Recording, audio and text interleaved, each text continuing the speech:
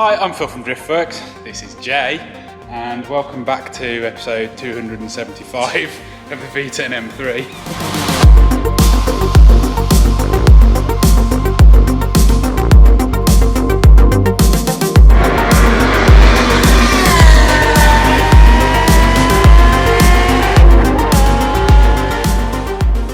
So yeah, there's not been a huge amount of content on this car.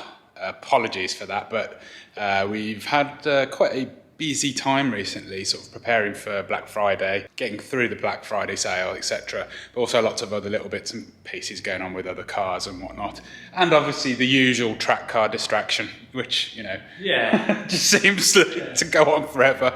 But yeah, we've been without track days for a few weeks now, and Jay's actually been cracking on with a few of the little jobs on this car. So I guess I'll walk around with you and he can tell you what he's been up to. So what have you been up to? Well, been doing a few little odds and ends, stuff that have taken ages but you probably won't see. So Yeah, some of it kind of, we didn't want to film along the way because... No, it didn't seem... significant in a way, none of it could be really finished at this point. Yeah. So, yeah, just little bits and pieces. We changed the heater motor. Yeah. That was a job that the internet told us to do, so I did. Yeah, so that was on the advice of a few people who've had them fail, and it's a nightmare once the dash is back in. So I just decided... It's not, because it goes in that way. But we didn't know that at the time. So we could have done it when the engine was out. The engine back, yeah. Right. Okay. But anyway, whatever. The heater motor's been changed. Excellent. Carpet's back in. Yeah, which looks super. We actually got a new carpet. You say new, you should have seen the carpet. Oh yeah. It was absolutely disgusting. But it was basically there were a few holes in here where basically I drilled through to mount harness eye bolts. We welded all that up. Yeah, we welded up the floor. We did all the new sand deadening. Yeah, I think we did the sand deadening in the last episode, didn't we? Yeah. So we finished that. New carpet, or basically super minging from. Super scrapyard carpet. You know, like imagine scrapyard carpet with scrapyard cars. That's where it came from, and I got it out in the dark in the scrapyard. You had to do it yourself, get it out. And then took it outside and was like, no. But you know, we jet washed it. Yeah. It's all right. Jet washed, dried, cleaned, lovely. And CSL back seats are in, which are looking really nice again. We've got new clips on all the side panels, insulations all in. I'll get in here to show you, but... Seat belts have been cleaned because they were disgusting. Yeah. Because there was, I don't know if you remember from the beginning of this, but basically there was a bit of a worry as to whether the CSL interior had been ruined because there was actually mould on the front seats and all sorts when we collected the car. It was a super concerning time, but it actually cleaned up really nicely. Yeah. But yeah, Jay has actually not only been fitting interior, you've actually been... a bit of arts and crafts. You have, haven't you? We've got the premium covering of fake suede. So yeah, Alcantara, but we need a torch so people can witness your skills. Yeah. Use torch. Check this out. So all the A, B, C pillar trims were all peeling. All the cloth was falling off them. Yeah, it was horrible. So we discussed getting the whole interior trimmed. And then Jay said, I got this. Well, I did wrap a dashboard once in leopard skin, so you know. What car was that? Was that the E46? Oh, was it? Yeah, the red 86, yeah. So yeah, Jay has actually retrimmed these pieces in Alcantara for us. The premium fake suede, premium fake suede. Don't worry about these aren't popped back in yet because I'm waiting until the dash is in. But the reason the dash isn't back in is because we've been wiring up the throttle pedal for drive-by-wire. Yeah, basically I decided that I'd really like to get rid of the mechanical cable throttle that I had installed on this engine. It's a really nicely made KMS part, made by KMS Racing Engines. And it was how we got the car running in the first place. But having experienced the drive-by-wire on the S65, in the E30 and all my other cars, obviously the pedal feel is much better, and response and everything, because on this obviously you've got to mechanically move 10 springs. I could go and get the old linkage out if you want to show it. It's only on the shelf over there. Yeah, it's probably worth it, isn't it? There it is. So yeah, this is the old, really nicely made bit of kit and worked really well. But yeah, obviously, as I say, having to move 10 springs, 10 lots of butterflies, the pedal was always quite stiff. And yeah, there's many other advantages as well. So, I mean, I don't know if it was an option when you first did this. I don't know if it had been figured out how to do this. I'm not sure either, but yeah, basically we're still running the Pectel ECU, which is an SQ6 M12, and it's a KMS Racing Engines part. And the guys at KMS, John particularly there, is super friendly guy, very, very helpful, and he's basically helping us to rewire the loom, and we've had to add another TPS. We've and also add had to 3 more traces for the TPSs. Yeah, and also convert the motors from basically the with the complicated circuit board on the back of the motors to basically remove it and turn them into DC motors, which can then be controlled by. Yeah, it's basically an old ECU, isn't it? Yeah, like the ECU will drive the motor. No circuit boards or anything are left in those motors. So, I mean, you put 12 volts to them, they move. That's as simple as it is now. We were originally talking about getting the car running as it used to be and then visiting this, but because of the wiring and everything that goes on behind the dash, and also because we've kind of got the opportunity, we've got a little bit of time while we're waiting for the complicated stuff, the 10-1 manifolds, which has been absolutely months and months of work, and we're still not quite there, but it's still happening, don't worry. Don't worry. Yeah, we're waiting on a few more bends to be bent for that, because a couple of them turned up wrong from the manufacturer, and then we can get back to looking at actually fabricating that part. So yeah, cracking on with some smaller jobs for now. What else have we learned since the last... Oh, we learned the ABS didn't fit, so I wasted my time on those pipes. Yeah, remember the beautiful job that Jay did with that?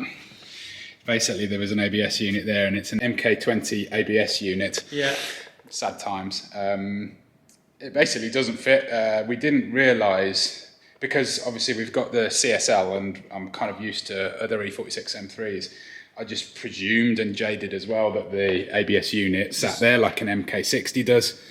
It doesn't. No, it doesn't. It's right where the exhaust It literally sits where the runners are going to come, and we did look at whether we could redesign stuff slightly, but the whole design for the 10-1 manifold is kind of a visual thing as much as anything, and it would have completely wrecked the symmetry between the left and right banks and would have looked pretty terrible if we'd have started going down that route, and further delayed and complicated things, so we decided not to do that.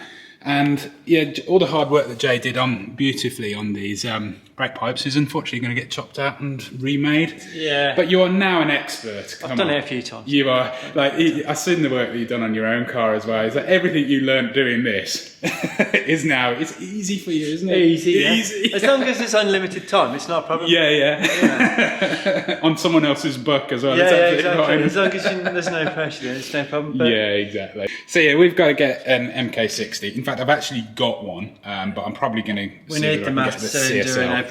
Yeah, we've got to get the whole lot basically changed. A good friend of ours, Mark, has a car that he's breaking. Yeah. So as soon as it comes back from the body shop where he's scavenging his parts from, we'll go and take what we need off it. We'll get the bits that we need and overcomplicate things even further. Yeah. Or undercomplicate things. Maybe and then... I'll leave the dash out until I've put the Yeah, possibly.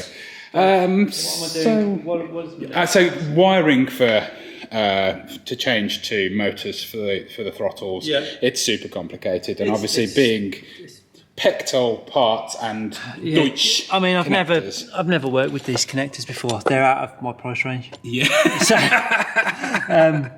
This is actually a Cosworth Motorsports loom. It was made by Cosworth PI Systems, and back in the day, it was kind of the only option for doing this conversion, which is why I use this, and why I justified to myself spending more money on the ECU, loom and dash than the car cost me in the first place. And I bought the car when they were, how old was it when I bought it? It must have been 6, 7 years old, so they're still pretty good money then. And yeah, this ECU cost me more than the car. So I remember the day when you bought it, and I couldn't. I remember the day when you discussed the price with me, and then I said, well, "You're not doing that, are you?" And then a few days later, you bought it. And that theme continued on for the following years. 10 or 11 years later, it just, never mind. Escalates and cautious now, isn't it? That was the last one. But somehow I managed to justify these things to myself, and no regrets and all that. No problem. I obviously have you know, a lot of love for this car. So yeah, it worked out in the end. We're going to finish it nicely. But We are. The last job I did before I had to do warehousey duties was. Oh yeah, because we've had to actually enlist Jay's help because we've had so many orders, which we're not complaining about, and occasionally, you know, getting Jay doing a bit of exercise, lugging boxes. Oh, no harm, is it? Not good for my back. But we've got a pedal wired in now. That was no big deal. It just goes into one of these big chassis connectors here, which is the analog signals into the ECU. Next, I've got to hope that I've ordered the correct pins and tools to do the Deutsch connector on the ECU, because I need to run 2 power cables from there, or 1 to each motor. Yeah.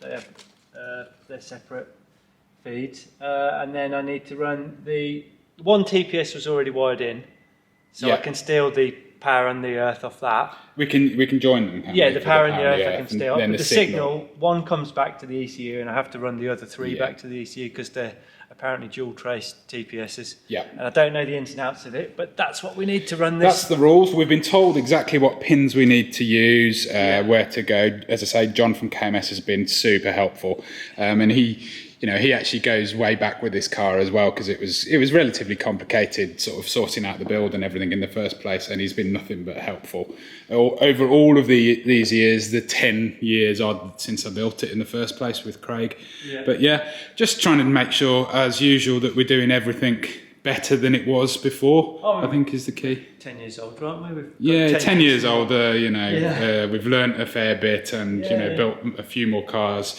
And yeah, just trying to make sure that this thing is going to be everything that it coulda, shoulda, woulda. Well, at least as good as we can make it. Yeah, absolutely. That's the main thing.